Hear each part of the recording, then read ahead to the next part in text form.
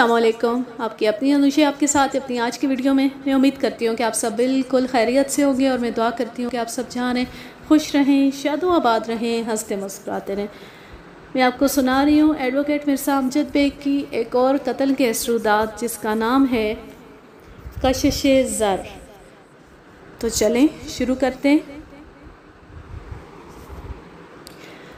Mrs فاخرہ Yasmin, سوالات کی ابتدا کرنے سے پہلے میں یہ بات واضح کر دینا چاہتا ہوں کہ مجھے آپ کے بیٹے کی ناگہانی موت پر دلی رنج ہے۔ میں آپ کے دکھ میں برابر کا شریک ہوں۔ یقین کریں، میں آپ کے بیٹے کے قاتل کو بچانے کا ہرگز کوئی ارادہ نہیں رکھتا۔ میں صرف یہ چاہتا ہوں کہ کسی کے ساتھ ناانصافی نہ ہو۔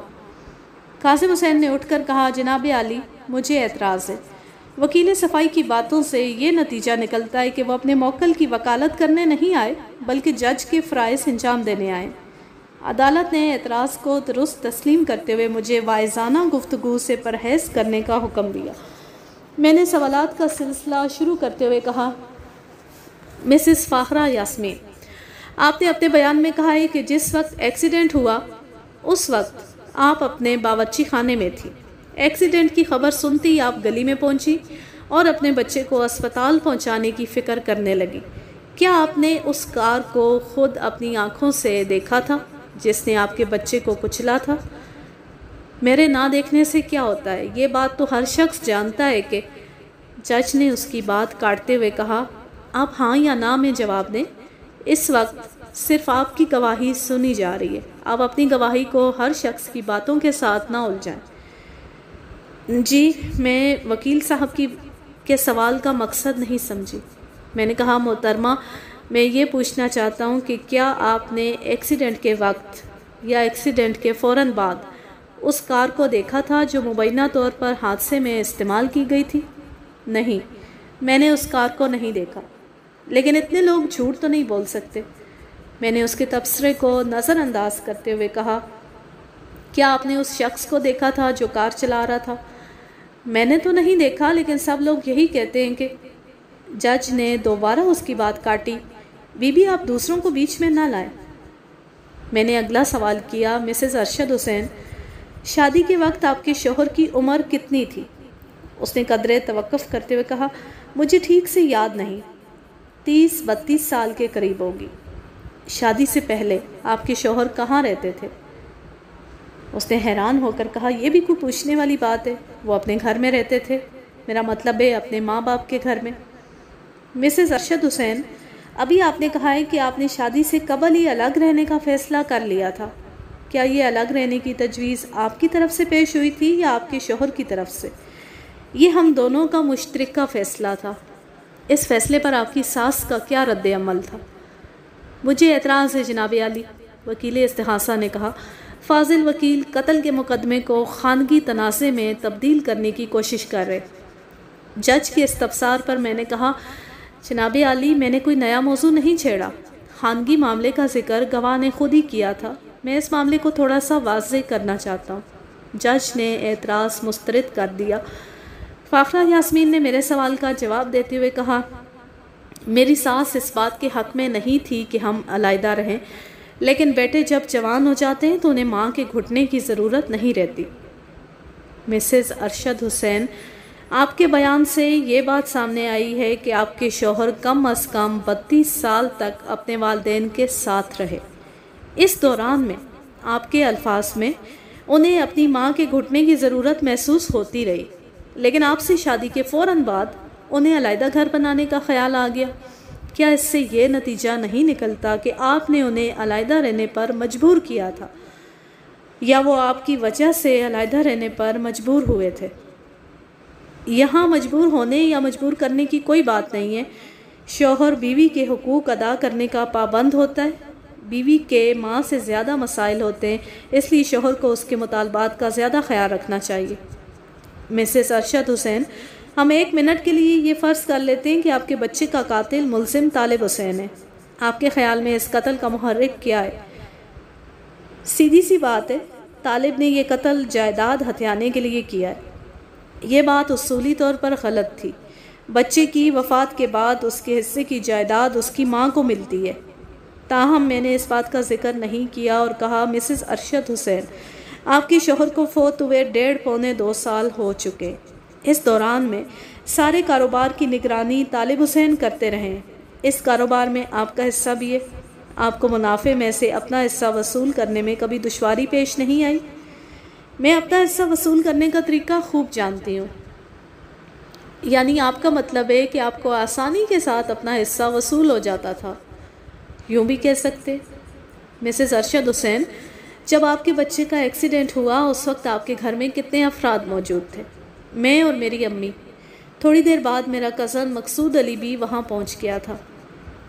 میں چند اور سوالات کرنے کے بعد اپنی سیٹ پر بیٹھ گیا۔ اس کے بعد جج اگلی تاریخ دینا چاہتا تھا، لیکن وکیل استغاثہ نے گزارش کی کہ فاخرہ یاسمین کی ماں صابرہ بیگم کا بیان بھی لے لیا جائے، کیونکہ وہ بوڑھی عورت ہے اور اس کے لیے بار بار عدالت میں حاضر ہونا مشکل ہے۔ اگرچہ عدالت کا وقت قریب الاختتام تھا، تاہم عدالت نے وکیل کی درخواست منظور کر لی۔ صابرہ بیگم ڈھیلے ڈھالے لباس میں ملبوس تھی۔ اس نے کٹہرے میں آ کر مختصر سا بیان دیا۔ کچھ واقعہ اس نے ایکسیڈنٹ والی شام کا بیان کیا۔ اس کے علاوہ اس نے زیادہ ذکر ان جھگڑوں کا کیا جو اس کی بیٹی کے اپنے سسرال والوں سے ہوتے رہتے تھے۔ دھمکیوں کا ذکر بھی کیا۔ وکیل استغاثہ نے 1 یا 2 سوالات کیے جو زیادہ اہم نہیں تھے۔ اس کے بعد میری باری آئی۔ آپ نے اپنے بیان میں کہا ہے کہ اپنے نواسے کے ایکسیڈنٹ کا ذکر سننے کے بعد آپ بالکل نڈھال ہو گئی تھیں اور گھر سے باہر نہیں گئی۔ گویا آپ کو کچھ پتہ نہیں کہ ایکسیڈنٹ کس طرح ہوا اور کون اس کا ذمہ دار تھا۔ میں جھوٹ نہیں بولوں گی، میں نے کچھ نہیں دیکھا تھا۔ میں نے اپنے بھتیجے کی زبانی یہ سنا تھا کہ ایکسیڈنٹ طالب حسین نے کیا ہے اور وہ گلی میں اپنی کار چھوڑ کر بھاگ گیا ہے۔ آپ کے بھتیجے کا نام کیا ہے؟ مقصود علی۔ کیا وہ حادثے کے فوراً بعد وہاں پہنچ گیا تھا؟ ہاں۔ ادھر فاخرہ سامنے والے دروازے سے باہر نکلی، ادھر مقصود علی پچھلے دروازے سے اندر آیا۔ جب اسے پتہ چلا کہ عامر کا ایکسیڈنٹ ہو گیا تو وہ فوراً باہر چلا گیا۔ میں یہ بات سن کر چونکا۔ مقصود علی کا حادثے کے وقت وہاں موجود ہونا اور پچھلے دروازے سے اندر داخل ہونا خالیہ ذلت نہیں تھا۔ میں نے صابرہ بیگم سے پوچھا، مقصود علی نے آپ کو یہ بات کب بتائی تھی کہ ایکسیڈنٹ طالب حسین نے کیا ہے؟ پہلی دفعہ اندر آنے پر یا بعد میں؟ مجھے اعتراض ہے جناب عالی، وکیل استغاثہ نے جلدی سے اٹھ کر کہا۔ وکیل صفائی گواہ کو مس گائیڈ کرنے کی کوشش کر رہے ہیں۔ ابھی گواہ نے بتایا ہے کہ جب مقصود کو ایکسیڈنٹ کا پتہ چلا تو وہ فوراً باہر چلا گیا، لہٰذا یہ پوچھنا کہ اس نے پہلی دفعہ ایکسیڈنٹ کا ذکر کیا تھا یا دوسری دفعہ ایک بے معنی سا سوال ہے۔ جج نے اعتراض کو درست تسلیم کیا۔ محترمہ صابرہ بیگم، میں نے سنا ہے کہ آپ اپنی بیٹی کی شادی اپنے بھتیجے مقصود علی سے کرنا چاہتی تھیں اور مقصود علی بھی اس رشتے پر راضی تھا، لیکن اس کے گھر والوں نے اس وجہ سے اس رشتے سے انکار کر دیا کہ فاخرہ کا پہلے شوہر سے ایک بیٹا ہے۔ کاظم حسین نے میرا سوال پورا ہونے سے پہلے ہی اعتراض کر دیا۔ جناب عالی، یہ انتہائی ذاتی قسم کا معاملہ ہے، وکیل صفائی کو ایسے سوالات کرنے سے باز رکھا جائے۔ جج نے سوالیہ نظروں سے میری طرف دیکھا۔ جناب عالی، یہ بہت اہم سوال ہے، لیکن فی الوقت میں اس کی اہمیت کا انکشاف نہیں کر سکتا۔ مجھے یہ بات معتبر گواہوں کی زبانی معلوم ہوئی ہے۔ وکیل استغاثہ کا اس سوال پر فوری اعتراض یہ ظاہر کرتا ہے کہ حقیقت وہی ہے جو میں نے بیان کی ہے۔ جج نے اعتراض مسترد کر دیا اور گواہ کو جواب دینے کے لیے کہا۔ رشتے تو کئی آئے ہیں، لیکن ابھی تک ہم نے کوئی فیصلہ نہیں کیا۔ محترمہ صابرہ بیگم، آپ نے میرے سوال کو نظر انداز کر دیا ہے، اس لیے میں اپنا سوال دہراتا ہوں۔ کیا آپ اپنی بیٹی کی شادی مقصود علی سے کرنا چاہتی تھی؟ کیا مقصود علی بھی اس رشتے پر راضی تھا؟ اور کیا مقصود علی کے گھر والوں نے عامر کی وجہ سے اس رشتے سے انکار کر دیا تھا؟ فاخرہ اور مقصود کے رشتے کی بات ابھی چل رہی ہے۔ میرا خیال ہے کہ وہ میرے سوال کا مقصد سمجھ گئی تھی، لیکن ابھی ہم نے کوئی فیصلہ نہیں کیا۔ صابرہ بیگم کی گواہی کے بعد عدالت کا وقت ختم ہو گیا اور جج نے 15 دن کی تاریخ دے دی۔ اگلی تاریخ پر استغاثہ کی طرف سے جو گواہ پیش ہوئے ان میں مقصود علی بھی شامل تھا۔ سب سے پہلے گواہی دینے کے لیے وہی کٹہرے میں آیا۔ اس نے گواہی دیتے ہوئے کہا، چونکہ میں فاخرہ یاسمین کا قریبی رشتہ دار ہوں اور اس کے کاروبار کی نگرانی بھی کرتا ہوں، اس لیے میرا ان کے گھر میں آنا جانا ایک نارمل بات ہے۔ حادثے والے روز جب میں ان کے گھر پہنچا تو پتہ چلا کہ عامر کا ایکسیڈنٹ ہو گیا۔ میں دوڑ کر باہر گیا۔ گلی میں کچھ لوگ جمع تھے اور عامر کی لاش وہاں پڑی تھی۔ چند بچے ایک کار کی طرف اشارہ کر کے بتا رہے تھے کہ اس کار نے عامر کو کچل دیا ہے۔ وہ کار 50-60 قدم دور کھڑی تھی۔ اس کا دروازہ کھلا تھا اور ڈرائیور غائب تھا۔ میں نے فوراً اس کار کو پہچان لیا۔ وہ ملزم طالب حسین کی کار تھی۔ میں سمجھ گیا کہ وہ حادثہ نہیں، قتل کی واردات ہے، کیونکہ ملزم نے چند روز پہلے میرے سامنے اس بات کا اظہار کیا تھا کہ فاخرہ نے شادی سے انکار کر کے اچھا نہیں کیا، اسے اس انکار کی بھاری قیمت ادا کرنا پڑے گی۔ جب اس کا بیان ختم ہوا تو وکیل استغاثہ نے سوال کیا، کیا آپ نے مسز ارشد حسین کو اس دھمکی سے آگاہ کر دیا تھا؟ نہیں، مقصود علی نے جواب دیا، میں اسے محض ایک کھوکھلی دھمکی سمجھا تھا، اس لیے میں نے فاخرہ کو یہ بات بتا کر پریشان کرنا مناسب نہیں سمجھا۔ کاظم حسین نے پوچھا، کیا ملزم اکثر اس قسم کی دھمکیاں دینے کا عادی تھا؟ اکثر تو نہیں کہا جا سکتا، تاہم مجھے یاد ہے کہ ملزم نے 2-3 مرتبہ پہلے بھی اس قسم کے خیالات کا اظہار کیا تھا۔ وکیل استغاثہ کے بعد جج نے مجھے گواہ پر جرح کرنے کی اجازت دی۔ میں اٹھ کر کٹہرے کے قریب گیا اور گواہ سے مخاطب ہو کر کہا، مسٹر مقصود علی، آپ ملزم کی فرم حسین برادرز میں کتنے عرصے سے کام کر رہے ہیں اور اس وقت آپ کا عہدہ کیا ہے؟ میں تقریباً 5 سال سے اس فرم میں کام کر رہا ہوں اور اس وقت میں پرچیز آفیسر ہوں۔ آپ کا تقرر کس نے کیا تھا؟ مجھے مرحوم ارشد حسین نے جاب آفر کی تھی۔ شروع میں آپ کا کس پوزیشن پر تقرر کیا گیا تھا؟ شروع میں میرے سپورٹ سٹور کا کام کیا گیا تھا۔ میرا مطلب ہے کہ آپ کو عہدہ کیا دیا گیا تھا؟ ابتدا میں انڈر ٹریننگ تھا، بعد میں مجھے سٹور کیپر بنا دیا گیا تھا۔ آپ کی تعلیم کتنی ہے؟ میری باقاعدہ تعلیم تو میٹرک تک ہے، تاہم میرا تجربہ، مجھے پتا تھا کہ پہلے وہ اپنے تجربے کی شان میں قصیدہ کہے گا، پھر یہ بتائے گا کہ اس کی ماتحتی میں ایم اے اور بی اے پاس لوگ کام کرتے ہیں۔ لہٰذا میں نے اس کی بات کاٹتے ہوئے کہا، مسٹر مقصود علی، ابھی آپ نے کہا ہے کہ آپ مسز ارشد حسین کے کاروبار کی نگرانی بھی کرتے ہیں۔ کیا آپ بتا سکتے ہیں کہ نگران کے عہدے پر آپ کا تقرر کب ہوا ہے اور کس کے دستخطوں سے ہوا ہے؟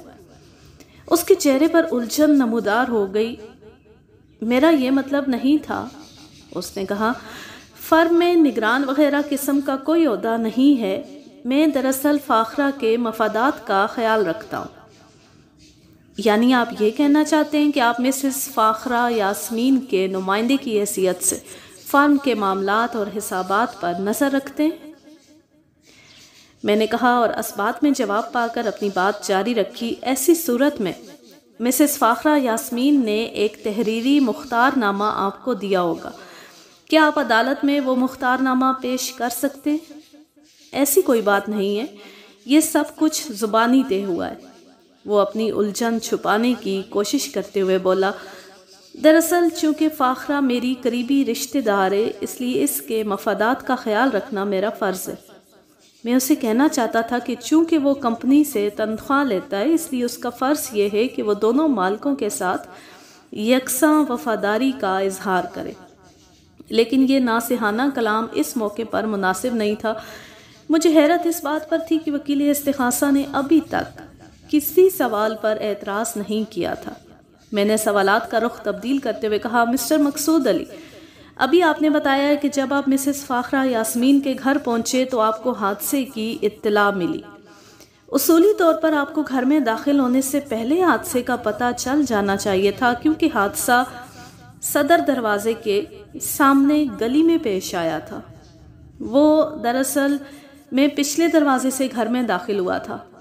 کیا آپ اس عدالت کو بتائیں گے کہ آپ پچھلے دروازے سے گھر میں کیوں داخل ہوئے تھے، جبکہ سامنے کے حصے میں ایکسیڈنٹ کی وجہ سے شور مچا ہوا تھا؟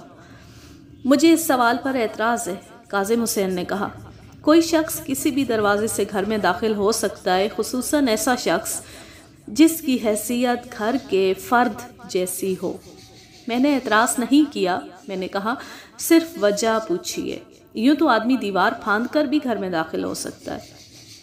دراصل میں دوسری طرف سے آیا تھا، مقصود علی نے کہا، اور ادھر سے پچھلا دروازہ نزدیک پڑتا تھا۔ مسٹر مقصود علی، کیا یہ صحیح ہے کہ ارشد حسین کی وفات کے بعد آپ فاخرہ یاسمین سے شادی کرنا چاہتے تھے؟ کاظم حسین نے ایک بار پھر اعتراض کیا، لیکن جج نے اعتراض مسترد کر دیا۔ بیوہ سے شادی کرنا ثواب کا کام ہے، مقصود علی نے جواب دیا۔ میں نے آہستہ سے کہا، خصوصاً جب بیوہ حسین اور دولت مند ہو تو ثواب دگنا ہو جاتا ہے۔ پھر قبل اس کے کہ وکیل استغاثہ اعتراض اٹھاتا اگلا سوال کر ڈالا، مسٹر مقصود علی، ابھی آپ نے کہا ہے کہ ملزم طالب حسین نے آپ کی موجودگی میں اپنی بھابھی کو دھمکی دی تھی۔ آپ کے الفاظ میں ملزم نے کہا تھا اسے یعنی فاخرہ کو انکار کی بھاری قیمت ادا کرنا پڑے گی۔ کیا اس موقع پر کوئی اور شخص بھی وہاں موجود تھا؟ مقصود علی نے نفی میں سر ہلایا، بولا، کوئی نہیں۔ کیا آپ کے پاس اپنی ٹرانسپورٹ ہے؟ ہاں، میرے پاس اسکوٹر ہے۔ حادثے والے روز آپ نے اسکوٹر کہاں کھڑی کی تھی؟ اس روز میری اسکوٹر خراب تھی، میں رکشہ پر وہاں گیا تھا۔ کیا آپ کار چلانا جانتے ہیں؟ ہاں، جانتا ہوں۔ مسٹر مقصود علی، آپ نے پولیس کو جو بیان دیا اس سے یہ ظاہر ہوتا ہے کہ آپ نے ملزم طالب حسین کو ایکسیڈنٹ کا ذمہ دار سمجھا، لیکن آج جو بیان آپ نے دیا ہے اس سے ایسا کوئی تاثر نہیں ملتا۔ اس کی کیا وجہ ہے؟ کیا آپ کا نقطہ نظر تبدیل ہو گیا ہے؟ جی نہیں، میرے نقطہ نظر میں کوئی تبدیلی نہیں آئی۔ یعنی آپ اب بھی ملزم طالب حسین کو ہی حادثے کا ذمہ دار سمجھتے ہیں؟ جی ہاں، اور حقیقت بھی یہی ہے۔ آپ کا بیان یہ ہے کہ آپ نے گلی میں دو چیزیں دیکھی تھیں، اول عامر کی لاش اور دوم ملزم طالب حسین کی کار جو جائے حادثہ سے 50-60 قدم دور کھڑی تھی۔ کیا آپ نے ملزم کو وقوعے کے آس پاس کہیں دیکھا تھا؟ میرا خیال ہے کہ نہیں دیکھا تھا۔ ملزم کا بیان ہے کہ حادثے والے روز اس کی کار چوری ہو گئی تھی، جس سے یہ نتیجہ نکلتا ہے کہ جس وقت حادثہ ہوا اس وقت مبینہ چور اس کار کو چلا رہا تھا۔ آپ کی اس بارے میں کیا رائے؟ ایسا ہو سکتا ہے یا نہیں؟ وہ میرے سوالات سے خاصی بے چینی محسوس کر رہا تھا، چڑ کر بولا، ہونے کو تو یہ بھی ہو سکتا ہے کہ آپ ہی اس کار کو چلا رہے ہو۔ جج نے کہا، یعنی آپ کا مطلب ہے کہ ایسا ہو سکتا ہے؟ جی ہاں، ہو سکتا ہے۔ مسٹر مقصود علی، جیسا کہ آپ نے بیان کیا ہے آپ ملزم کی فرم میں پرچیز آفیسر کی حیثیت سے کام کر رہے ہیں۔ اس کام کے سلسلے میں آپ کو اکثر و بیشتر باہر جانا پڑتا ہوگا۔ کیا آپ بوقت ضرورت اپنے باس کی کار بھی استعمال کر لیتے تھے؟ اس نے قدرے تأمل کرتے ہوئے کہا، ہاں، لیکن بہت کم۔ کیا آپ اندازے سے بتا سکتے ہیں کہ آخری بار آپ نے کب اپنے باس کی کار استعمال کی تھی؟ اس نے کن اکھیوں سے طالب حسین کی طرف دیکھا جو ملزموں کے کٹہرے میں کھڑا تھا، پھر بولا، مجھے اچھی طرح یاد نہیں، لیکن میرا خیال ہے کہ حادثے سے کم از کم 1 مہینہ قبل۔ مہینے سے زیادہ ہو سکتا ہے لیکن کم نہیں۔ میں نے جج سے مخاطب ہو کر کہا، جناب عالی، میں آپ کی اجازت سے ملزم سے ایک سوال کرنا چاہتا ہوں۔ وکیل استغاثہ نے اس بات پر اعتراض کیا مگر جج نے اجازت دے دی۔ میں نے طالب حسین سے پوچھا، مسٹر طالب حسین، کیا آپ بتا سکتے ہیں کہ حادثے سے قبل آپ نے اپنی کار کی مکمل سروس کب کروائی تھی؟ اس نے لمحہ بھر سوچنے کے بعد کہا، حادثے سے تقریباً 2 ہفتے قبل۔ میں نے جج کی طرف دیکھتے ہوئے کہا، جناب عالی، گواہ مقصود علی نے حادثے سے 1 ماہ قبل ملزم کی کار استعمال کی تھی اور ملزم نے حادثے سے 2 ہفتے قبل کار کی مکمل سروس کرائی تھی۔ گویا گواہ کی انگلیوں کے نشانات جو کار پر لگے تھے سروس کے بعد مکمل طور پر صاف ہو گئے ہوں گے۔ میں تھوڑا سا رکا اور مقصود علی کی طرف دیکھا، اس کے چہرے پر واضح پریشانی پائی جاتی تھی۔ میں نے بات جاری رکھتے ہوئے کہا، میں عدالت سے یہ درخواست کرنا چاہتا ہوں کہ کار پر سے فنگر پرنٹ اتارنے کا حکم جاری کیا جائے۔ یہ سنتے ہی مقصود علی یوں چونکا جیسے اس نے سانپ دیکھ لیا ہو۔ جج نے کہا، بیگ صاحب، میں آپ کا مدعا نہیں سمجھا۔ اس کار کو اب تک کئی لوگ ہینڈل کر چکے ہیں، اس پر کئی لوگوں کی انگلیوں کے نشانات موجود ہوں گے۔ ان کئی نشانوں میں سے ایک آدھ نشان اس چور کی انگلیوں کا بھی نکل آئے گا جس نے حادثے والے روز کار چوری کی تھی۔ مجھے اعتراض ہے جناب والی، وکیل استغاثہ نے کہا۔ فاضل وکیل مقدمے کا رخ بدلنے کی کوشش کر رہے۔ اس کے برعکس میں مقدمے کو صحیح رخ پر لانے کی کوشش کر رہا ہوں، میں نے کہا۔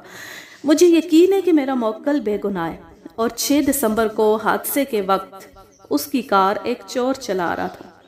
کاظم حسین نے کہا، یہ ساری بات ہی بے معنی معلوم ہوتی ہے۔ اگر کچھ مختلف قسم کے فنگر پرنٹ اتار بھی لیے گئے تو یہ کیسے پتہ چلے گا کہ چور کے پرنٹ کون سے؟ یہ امریکہ نہیں ہے جہاں کمپیوٹر کے ذریعے چند منٹوں کے اندر پرنٹس کی تخصیص کی جا سکتی ہے۔ جب تک ہمارے پاس چور کے پرنٹ نہ ہوں ہم کوئی فیصلہ نہیں کر سکتے۔ مبینہ چور کے پرنٹ فراہم کرنا میرا کام ہے، میں نے کہا۔ میں نے یہ درخواست کسی شک کی بنا پر کی ہے اور مجھے یقین ہے کہ فنگر پرنٹ کے تجزیے کے بعد کیس کا رخ صحیح ہو جائے گا۔ جج نے دلائل سننے کے بعد مذکورہ کار سے فنگر پرنٹ حاصل کرنے کا حکم جاری کر دیا۔ میں نے مقصود علی کی طرف متوجہ ہو کر کہا، مسٹر مقصود علی، آپ نے اس بات کا بار بار اظہار کیا ہے کہ آپ مسز فاخرہ یاسمین کے مفادات کا خاص طور پر خیال رکھتے ہیں۔ اس ضمن میں آپ سے یہ پوچھنا چاہتا ہوں کہ کیا آپ نے کبھی کوئی ایسی بے قاعدگی پکڑی ہے جو مسز فاخرہ کے مفاد کے خلاف ہو؟ ابھی تک ایسی کوئی بات سامنے نہیں آئی۔ آپ کے باس یعنی ملزم طالب حسین کا برتاؤ آپ کے ساتھ کیسا رہا ہے؟ مجھے ان سے کبھی کوئی شکایت نہیں ہوئی۔ جناب عالی، مجھے اور کچھ نہیں پوچھنا۔ جج نے اگلے گواہ کو بلانے کا حکم دیا۔ مقصود علی کٹہرے سے نکل کر کمرہ عدالت کے بغلی حصے میں چلا گیا۔ میں نے دیکھا اس کا منہ کھلا ہوا تھا اور چہرے سے پریشانی ظاہر ہو رہی تھی۔ اگلے گواہ کا نام ڈاکٹر عابد علی تھا۔ وہ 40-42 سال کا ایک سنجیدہ شخص تھا۔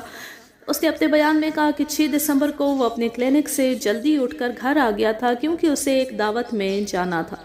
جس وقت وہ تیار ہو رہا تھا اس وقت اس نے دھماکے کی آواز سنی۔ اس کے تھوڑی دیر بعد گلی سے ملی جلی آوازوں کا شور سنائی دیا۔ پھر ایک بچہ بھاگتا ہوا آیا اور بتایا کہ باہر حادثہ ہو گیا۔ وہ جلدی سے باہر پہنچا۔ اس نے دیکھا کہ ایک بچے کی لاش خون میں لت پت پڑی ہے اور اس کے پڑوس میں رہنے والی مسز فاخرہ یاسمین لاش کے قریب بیٹھی چیخو پکار کر رہی ہے۔ وہ بچے کو ہسپتال پہنچانے کے لیے لوگوں سے اپیل کر رہی تھی۔ اس نے بچے کا معائنہ کیا اور اس کی ماں کو بتایا کہ بچہ مر چکا ہے۔ وکیل استغاثہ نے ڈاکٹر عابد علی سے پوچھا، آپ کچھ بتا سکتے ہیں کہ حادثہ کس طرح پیش آیا تھا؟ وہاں موجود لوگ بتا رہے تھے کہ ایکسیڈنٹ ایک تیز رفتار کار کے ساتھ ہوا تھا جو وہاں سے کچھ فاصلے پر کھڑی تھی۔ کیا آپ بتا سکتے ہیں کہ وہ کار کس کی تھی؟ میں نے کسی کو یہ کہتے سنا تھا کہ وہ کار ملزم طالب حسین کی تھی۔ وکیل استغاثہ نے صرف 2 سوال کیے۔ اس کے بعد وہ واپس اپنی سیٹ پر جا بیٹھا۔ میں جج کی اجازت سے کٹہرے کے قریب گیا اور کہا، ڈاکٹر صاحب، کیا آپ اندازاً یہ بتا سکتے ہیں کہ آپ ایکسیڈنٹ کے کتنی دیر بعد جائے حادثہ پر پہنچے تھے؟ زیادہ سے زیادہ 3 یا 4 منٹ بعد۔ اس کا مطلب یہ ہے کہ آپ نے اپنی آنکھوں سے حادثہ ہوتے نہیں دیکھا، لہٰذا آپ یقینی طور پر یہ بات نہیں کہہ سکتے کہ حادثہ اسی کار کے ساتھ ہوا تھا جس کے متعلق کہا جا رہا ہے۔ میں پہلے ہی اس بات کا اظہار کر چکا ہوں کہ میں حادثے کا عینی گواہ نہیں ہوں۔ کیا آپ نے ملزم طالب حسین کو وقوعے کے آس پاس کہیں دیکھا تھا؟ جی نہیں، میں نے ملزم کو وقوعے کے آس پاس نہیں دیکھا۔ یہاں تک کارروائی مکمل کرنے کے بعد جج چیمبر میں چلا گیا اور مقدمے کی تاریخ پڑھ گئی۔ باہر برآمدے میں طالب حسین کی بوڑھی ماں اپنے کسی رشتہ دار کے ہمراہ آئی ہوئی تھی۔ جب سپاہی طالب حسین کو لے کر باہر آئے تو میں اس کے قریب گیا اور اس کا کندھا تھپ تھپاتے ہوئے کہا، طالب حسین، میں معاملے کی تہہ تک پہنچ چکا ہوں۔ اگلی پیشی پر آپ کی ضمانت ہو جائے گی۔ اس کی ماں نے میری بات سن کر کہا، اللہ آپ کی زبان مبارک کرے۔ میں اچھی طرح جانتی ہوں کہ میرا بیٹا بے گناہ ہے۔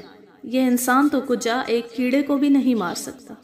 آپ فکر نہ کریں، اللہ نے چاہا تو آپ کا بیٹا باعزت بری ہو جائے گا۔ اور جس گواہ کی آپ سے بات ہوئی تھی اسے تیار رکھیں۔ 1-2 پیشیوں کے بعد صفائی کے گواہوں کی باری آنے والی ہے۔ پھر میں انکوائری آفیسر کے پاس گیا جو پیشکار کے پاس کھڑا تھا۔ رسمی کلمات کے بعد میں اسے ایک طرف لے گیا اور کہا، میں آپ کو ایک ٹپ دینا چاہتا ہوں۔ اس نے مسکرا کر میری طرف دیکھا، بولا، ٹپ دینا چاہتے ہیں یا مس گائیڈ کرنا چاہتے ہیں؟ آپ ماشاءاللہ سمجھدار آدمی ہیں، بات سن کر خود ہی اندازہ لگا سکتے ہیں کہ میں نے ٹپ دی ہے یا مس گائیڈ کیا ہے۔ بات یہ ہے جناب کہ اگر آپ ذرا سی ہمت سے کام لیں تو اصل مجرم کو گرفتار کر سکتے ہیں۔ اصل مجرم؟ اس نے طنزیہ لہجے میں کہا، مجھے پہلے ہی پتا تھا کہ آپ کوئی چکر والی بات کریں گے۔ خیر، پوری بات بتائیں، بات سن لینے سے کوئی فرق نہیں پڑتا۔ میں نے دھیمی آواز میں کہا، آپ ایسا کریں کہ جب تک فنگر پرنٹس نہیں لیے جاتے اس وقت تک ایک آدمی کو طالب حسین کی کار کی نگرانی پر مامور کر دیں۔ مجھے یقین ہے کہ قاتل گاڑی پر سے اپنی انگلیوں کے نشانات مٹانے کی کوشش کرے گا۔ اس کے ہونٹوں پر طنزیہ مسکراہٹ نمودار ہو گئی، بولا، بیگ صاحب، آپ کو تو امریکہ میں ہونا چاہیے، آپ غلطی سے پاکستان میں آ گئے، یہاں پرائیویٹ سراغ رسانوں کے لیے کوئی جگہ نہیں ہے۔ مجھے اس کی بات سن کر بہت افسوس ہوا۔ دراصل ہمارے یہاں پولیس والے ذہانت سے کم اور ڈنڈے سے زیادہ کام لیتے، اس لیے ان کو اتنی باریکیوں میں جانے کی ضرورت ہی پیش نہیں آتی۔ آج کے لیے بس اتنا ہی، اب میں لیتی ہوں آپ سے اجازت۔ جانیں خوش رہیں، شاد و آباد رہیں، ہنستے مسکراتے رہیں، اور بیگ صاحب کی اس دلچسپ رودات کو سننے کے لیے آپ تھوڑا سا انتظار کریں اگلے پارٹ کا۔ اللہ حافظ، اللہ نگہبان۔